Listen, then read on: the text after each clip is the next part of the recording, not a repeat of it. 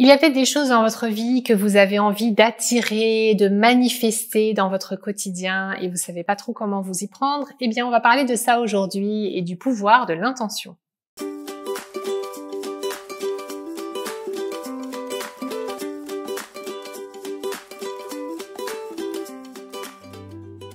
Pour commencer, qu'est-ce que l'intention?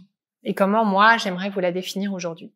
Avoir une intention et une intention juste, c'est avoir un désir sans attachement au résultat. C'est toute la différence en fait entre le désir et l'intention. Le désir, on a un attachement au résultat, on ne pense qu'à ça. Alors que l'intention, c'est quelque chose qu'on émet et ensuite on est capable de lâcher prise complètement sur le résultat. Dans l'intention, il y a une notion de lâcher prise. Si cela se produit, c'est OK. Si ça ne se produit pas, c'est OK aussi. L'intention, c'est aussi autoriser les choses à se manifester. Si vous pensez « je ne le mérite pas », il y a peu de chances de manifester ce que vous souhaitez. Par contre, si vous posez une intention en vous disant « j'ai le droit de »,« je mérite de », là, vous avez plus de chances d'ouvrir la porte et de faire en sorte d'attirer à vous ce qui vous tient à cœur. Pourquoi est-ce que l'intention bien formulée et juste est tellement puissante? En fait, l'intention, c'est égal à l'attention. Quand on pose l'attention sur une chose, c'est comme ça qu'on la développe. Par exemple, si vous avez été enceinte dans votre vie, comme par hasard, vous vous baladez dans la rue et vous voyez que des femmes enceintes. Vous voulez telle ou telle voiture, vous vous baladez dans la rue et comme par hasard, vous voyez tous ces modèles de voitures. Quand on focus sur quelque chose, eh bien, on développe son attention pour cette chose. Finalement, une intention bien formulée, c'est comme un facilitateur d'attraction. Parlons maintenant des clés pour poser une intention. Premier point très important, la clarté. Une demande claire pour des réponses claires, bien sûr, c'est ça le plus important au départ. Point numéro 2, le détachement et la gratitude pour ce qui est, puisque le futur se crée dans le présent, donc c'est important de se détacher à un moment donné et aussi d'être heureuse déjà d'où nous en sommes.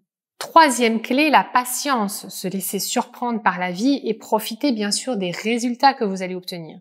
Et quatrième point, la confiance. Les résultats arriveront, ayez confiance, peu importe comment.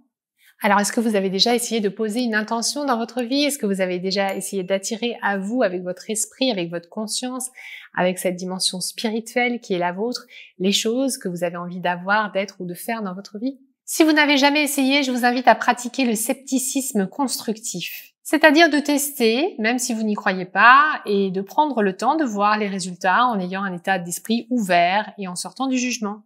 Vous verrez que c'est très intéressant en tout cas de définir ses intentions, de définir ce qu'on veut vraiment dans la vie parce que plus on est clair, plus ensuite on est focus et plus comme par hasard la vie nous apporte des solutions, des réponses et même parfois nous livre directement ce que nous souhaitons.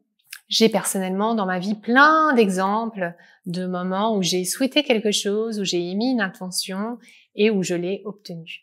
Et c'est d'ailleurs ce que je fais avec mon cahier de rêve. J'écris mes rêves dans un cahier depuis des années. Et d'ailleurs, récemment, j'ai réalisé un rêve. Je voulais avoir un chien depuis très longtemps.